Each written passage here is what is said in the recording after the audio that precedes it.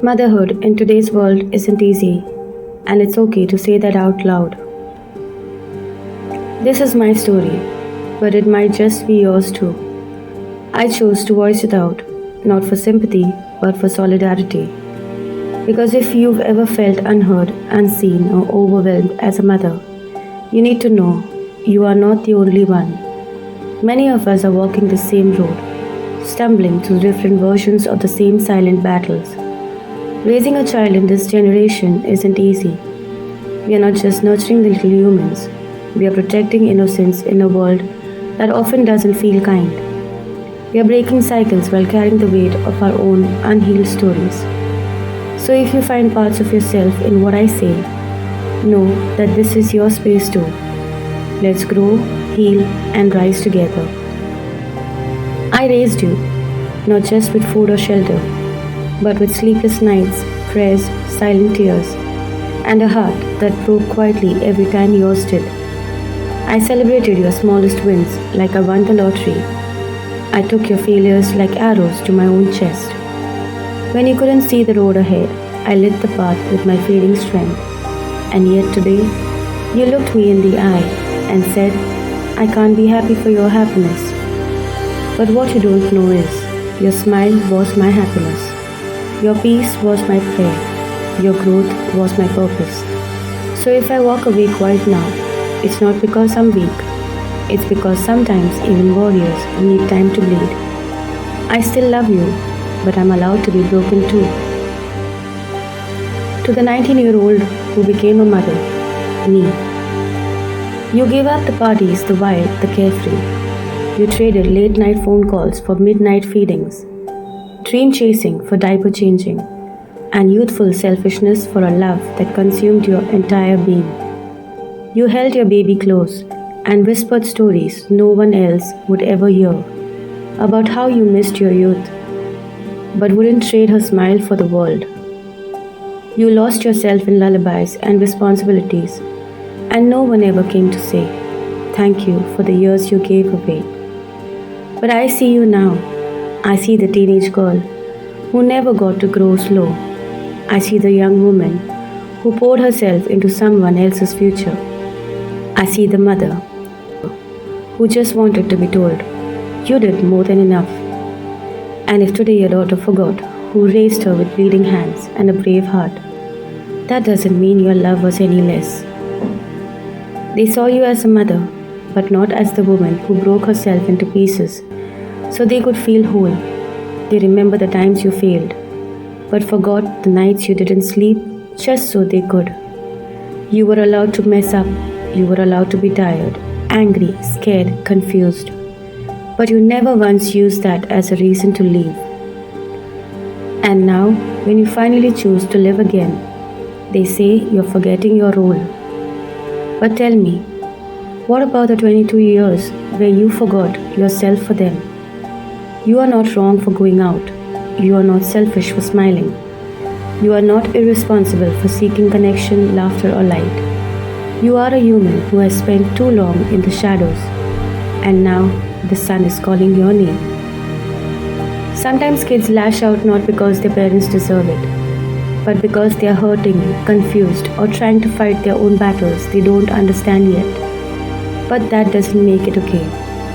You didn't deserve those words. You've raised them into adulthood. You earned the right to reclaim your time, your identity, and your autonomy. And let me say something louder, for the pain still whispering inside you. You do not owe your life to proving your worth as a mother anymore. You already did that, every day, through struggle, sacrifice, and strength. No, your grown children are not allowed to question your freedom, like they are your parents.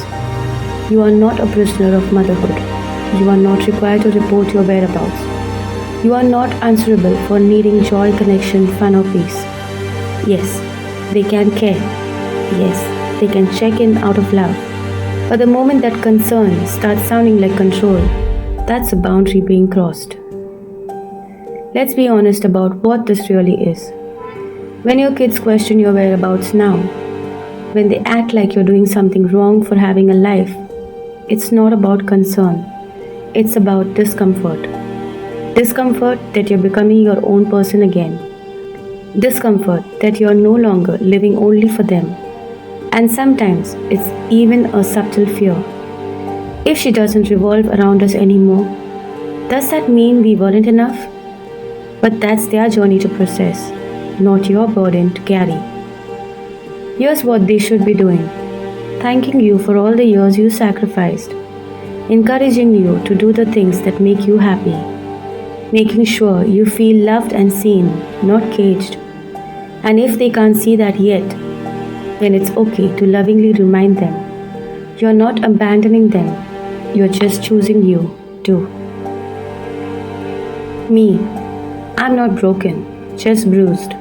Deep, dark purple bruises on my soul, invisible to the world, but heavy enough to make me forget how to breathe. They look at me and see strength. What they don't see is how I gave and gave, until I didn't recognize the woman in the mirror, just someone holding it together for everyone else. I've been betrayed by the mouths I once fed, questioned by the hearts I once carried inside me, and still I smiled, because that's what love does. It breaks quietly so others don't have to. But let me scream this now: I am not broken, because broken means shattered beyond repair. And I still rise, even if it's crawling, even if my hands bleed from holding the pieces together. I'm just bruised from loving too much, from staying too long, from losing myself in the name of motherhood, womanhood, survival. But bruises, they heal. They don't stay forever. They fade, they teach. And every day I wake up, shaking but still standing. I am healing. I am reclaiming. I am remembering that I deserve to live too. So if you see me quiet, don't mistake it for weakness. It's the silence of someone learning to scream inwards. I matter. I matter. I still matter. And one day that bruise will be a scar. And that scar, a crown. To my children with love. I know I wasn't perfect, but I was present, always. I made mistakes, but never at the cost of forgetting you. You've always been my reason, my anchor, my entire world. But now I'm asking, gently but firmly, to let me find myself again. I don't want to be questioned like I'm doing something wrong for living. I want to be trusted, respected, seen not just as a mother, but as me. I raised you to walk with strength. Now let me walk in mine. With love always, Mom.